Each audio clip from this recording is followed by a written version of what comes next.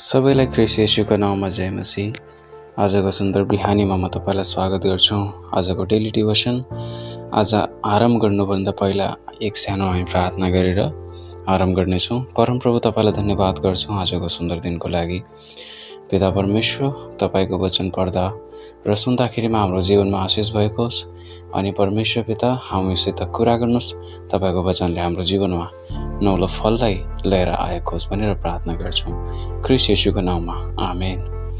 आजको हाम्रो वचन लिएको छ एफिसीको किताब 2 अध्यायको 5 अनि 6बाट, जसमा लेखेको छ, हाम्रो पापहरूको कारणले हामी आत्मिक रूपले मृत्यु थियौँ, तर परमप्रभुले हामीलाई ख्रीष्टसित नयाँ जीवन दिनुभयो।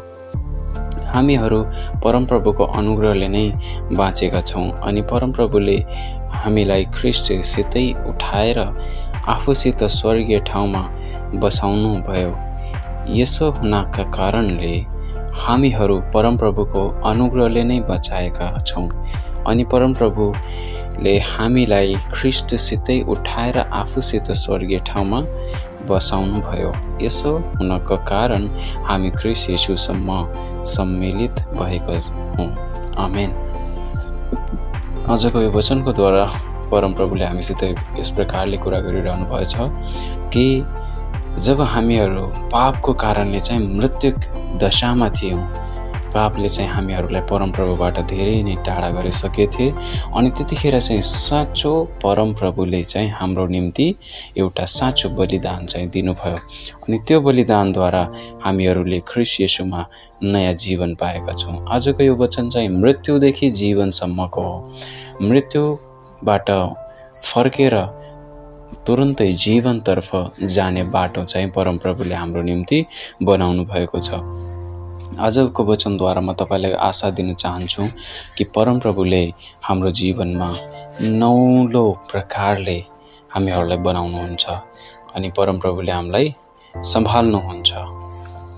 पापले चाहिँ हाम्रो जीवनलाई एक स्तरसम्म तल खसाल्छ, तर परमप्रभुको वरदान चाहिँ प्रभु येशू ख्रीष्टद्वारा हामीहरूलाई त्यहाँबाट, त्यो खाड्डोबाट परमप्रभुले चाहिँ निकाल्नको शक्ति राख्नुहुन्छ र उहाँले निकालेर हामीलाई जीवनतर्फ लग्नुहुन्छ। आजको यो वचनद्वारा तपाईँले आशिष पाउनुभएछ भनेर म विश्वास गर्छु र आउनुहोस् एक सानो प्रार्थनाको साथमा म यो वचनलाई पुरा गर्नेछु। परमप्रभु धन्यवाद गर्छु आजको सुन्दर समयको लागि, हाम्रो जीवनमा वचनद्वारा कुरा गर्नको लागि पिता प्रार्थना गर्छु।